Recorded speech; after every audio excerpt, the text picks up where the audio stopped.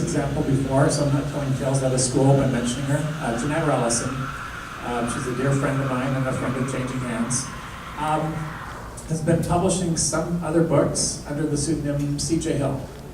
The publisher thought, okay, more adventure books and dragons, maybe this is more boy-oriented. And it seemed like a good idea going into it until she got invited to do Phoenix Comic Con and was there as Jeanette Rellison and C.J. Hill. And suddenly, it's a conflict because part of the aspect of everything being out there on the web is that it's all pretty visible. And especially if you want to do marketing, if you've got a pseudonym, especially if it's in distinct gender, it's harder to do that. It's harder to connect with people when you've got that shield out there. It worked for Stephen King and Richard Bachman, but that was pre-internet days. And nowadays, this is a personal opinion, just my take on this. I think when people want to connect with authors, they're looking for authenticity. I think every aspect of who you are and what you do can be valuable to that. The things that you do in the rest of your life and your day job, I think contributes to the quality of the work that you're doing. And I think that authenticity and how you present yourself is going to be more accessible to readers. It's going to help you connect with them better. It'll help your publisher present you better. It's a follow-up question to that. So let's say you publish articles or books in one name and then you got married. Have you changed your name, or should you change your name? Or you want to change your name, but you keep the old name. It's similar to that. So maybe, I don't know, you don't have to change your name. If you changed your name, I would make sure to mention, also published under the formerly awesome name of, just so people make that connection. Wow, Brandy. I only know of one local author that had that situation, Erin J. Lang. When she got married, she just kept her maiden name as her pen name. And she, for other purposes, goes by her married name. You'll actually find her on Facebook under her married name. But because she uses her middle name, that kind of connects her aspects, So I've seen authors have that, mostly women authors who will just use their middle name as their pen last name, so they don't have to worry about their. Yeah. I'm going to concur. I'm going to say, keep a persona, keep your identity. But I know I mentioned at one of the tables tonight that, that ties into how you identify yourself on other social media and even your email address. So, I know over the years, and you're out there right now. The people who have email addresses that say something like, I love to write at, who is that? So create an identity that you can stand by and be who you are. My email address is my name, because I want to be identified. My domain is my name. I want to be identified that way. And even though I'm recently divorced, I'm not changing my name because that's my professional name. So I think that it's something to think about. You make your own decision, but that's something to think about. And it's a good question. Actually, I want to answer both those questions. The first one is we, at Little Round, we published James Patterson, who started off writing extremely graphic adult novels, and then he wanted to write kids' books. And so we bantered about, should we give him another name because nobody's going to buy James Patterson books for their kids, and that is not true at all. So the fact that he kept his name was a good thing. As far as a married name, I think if you're a successful published author with your maiden name, your husband would forgive you if you kept that name. And a name is a name is a name is a name. So.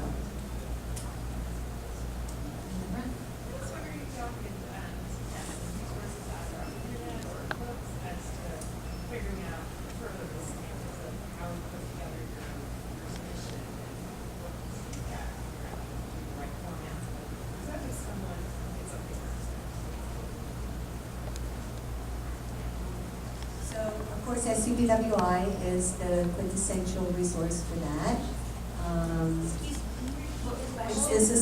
She wants to know about format, like how do you know the proper format for things, and of course, there's always wiggle room in those things. What we've learned over the years is that agents and editors and publishers will have their own particulars, like they might like something one way or another way, or don't send me a query, don't send a cover letter, don't do this or that. But I think a professional format for your manuscript is always in order. And that's pretty widely broadcast, I think, on the internet. If you need, just email me, I'll send it to you ASAP. But you can get that as a member of SCBWI, we'll have those resources for you. Is that answering your question? Yeah, okay. I also want to just recommend, and this is just for articles with advice in it, HuffingtonPost.com has a lot of articles about publishing. So you might find one there that would suit your needs at the moment. Writer's Digest is good. Huffington Post is what I said. I mentioned it in the table. So the original question to that was, where do I go to find resources on how to format my book for publishing? Did anyone else have a question? If you were picking out books that were published or by from the store, what makes you pick out the books that Okay, so her question is basically how we choose books to publish and pick from stores. So this was probably my most common question during the roundtable this evening. I look at samples that publishers send me, and at least for picture books, I read the entire thing. I do judge books by their covers because kids do. So cover is very important. I know that you don't always have that control. The publisher usually has a control, but when you're self-publishing, I keep that in mind for sure. And then I also look at the history of either the author's other books and how well they're doing for us, or I look at similar books, like the publisher thinks these books are comparable, so I'll look and see how those books are doing. Or I'll just go by my gut reaction. I'm like, this book looks like it might be an award winner.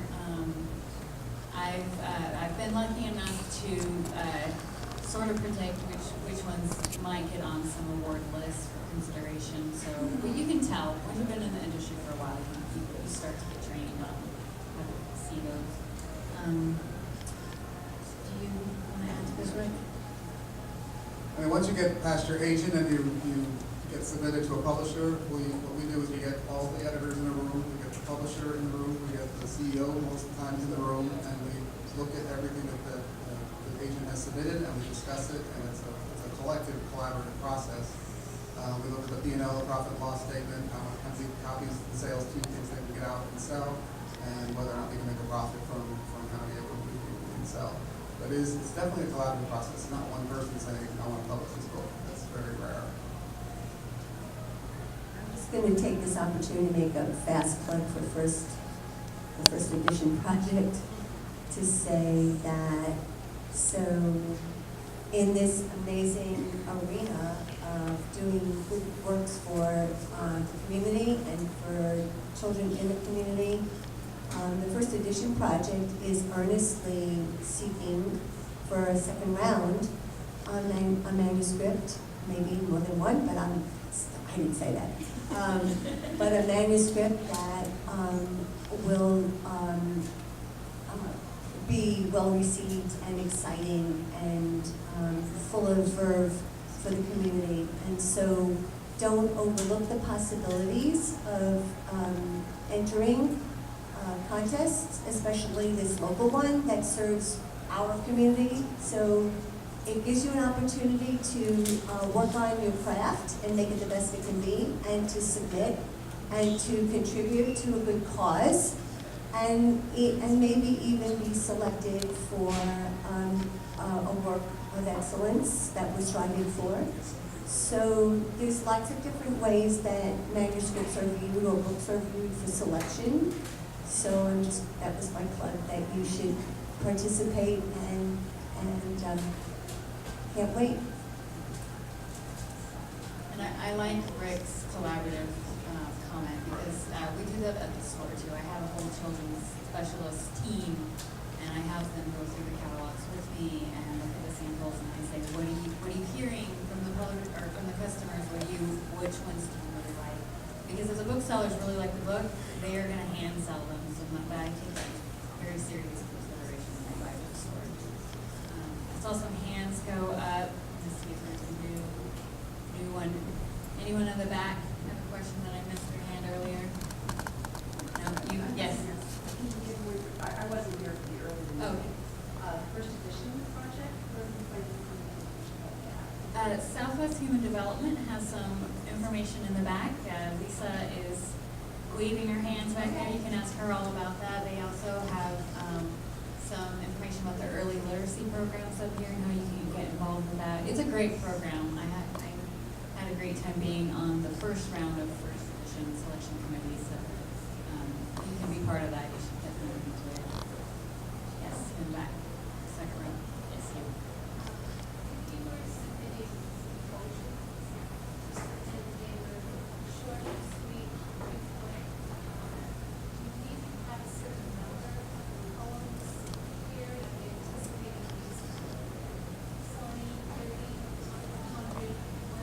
What would a publisher age group So the question is, when you're submitting poetry, how many lines or just poems? How many pieces to send in? What are the publishers looking for when you're submitting poetry? First, I'll pass it on though. Okay, so if you're going to submit an anthology of poems, number one, think about a theme or how they all connect or relate to each other so that there's some connectivity. And then, of course, if they're poems for a younger audience, then there will be some illustrative component to that. So I wouldn't worry about the number so much. Again, I'm going to come back to it being quality. If the quality is there, and you're even capable of creating even more if that is something that an agent or an editor is interested in, and that you target your agent or your editor who's interested in that kind of thing. But it's always good to have a stable. So, you don't want to submit one unless it's a poem that can like go across, 16 or 32 pages. So I don't think there's a number necessarily, because as long as it's in multiples of 8, it'll work out. But the pagination of it is only one element of it, and I think it's the quality of the material that's presented. Does that make sense? I would agree 100%. Yes. Should you have your story, a picture book, in your head to be 28 pages? Or do you just write it and then that gets all fine-tuned and your vision may be different than the illustrator's version have it put it in?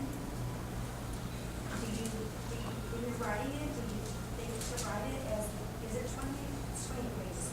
Usually 32. 32 pages that, Well, it's multiples of 8. multiples of 8.